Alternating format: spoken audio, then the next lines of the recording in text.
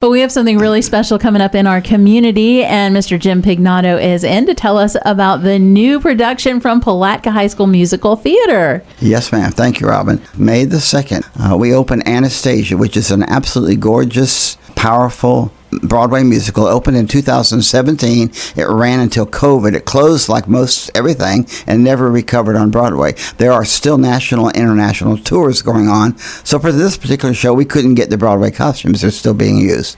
But it's a gorgeous show and very difficult. We almost didn't select it because it is so difficult. We've got 17 first-timers and a cast of 34, but they have worked so hard. It's been one of my favorite casts to work with. They are so diligent about making this work.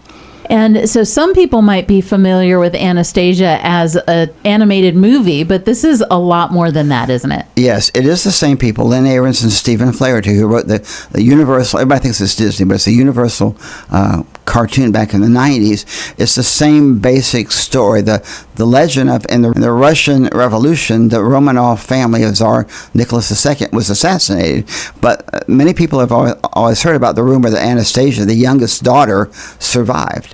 So this is about just the same as that cartoon version. Two con men decide they're going to find a young lady and make her be an imposter and pawn her off as Anastasia so they can get this large reward that the grandmother has offered.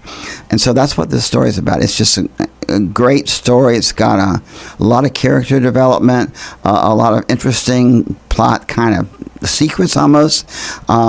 And it's just it's beautiful visually and it's beautiful musically.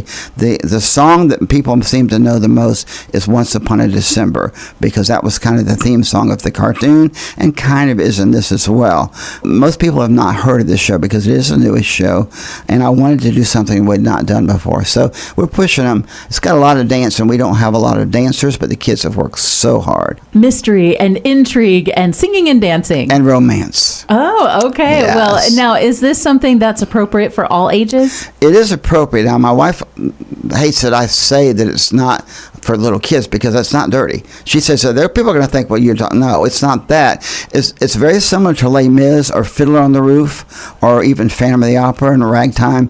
It's a history story. Mm-hmm. So there's a lot of history and there's a lot of stuff that just little kids might not be able to follow it very well. Mm-hmm. In fact, when we did Les Mis the first time, actually both times we did Les Mis, we put a synopsis in the program. Many people asked for that and thanked us for that because that way they knew ahead of time what they were watching. We've done the same thing. A 4-page synopsis is in the program so people kind of know what to expect. I think little kids might have trouble following it, although there's a lot of dancing and a lot of good music, so kids usually like that as well. So I'm not pushing. When we have the school matinee, we only offered it to 4th grade and up. We didn't offer it to kindergarten and 1st grade like we usually do with the Disney things because I'm afraid they would get lost a little bit in the story. But I don't want to discourage anybody from coming. It's an absolutely gorgeous show. It is coming up on Friday, May 2nd, and it'll be that night at 7:30, then Sunday afternoon, May 4th at 2:30. Then the following weekend, Thursday, Friday, and Saturday nights at 7:30, and the closing show,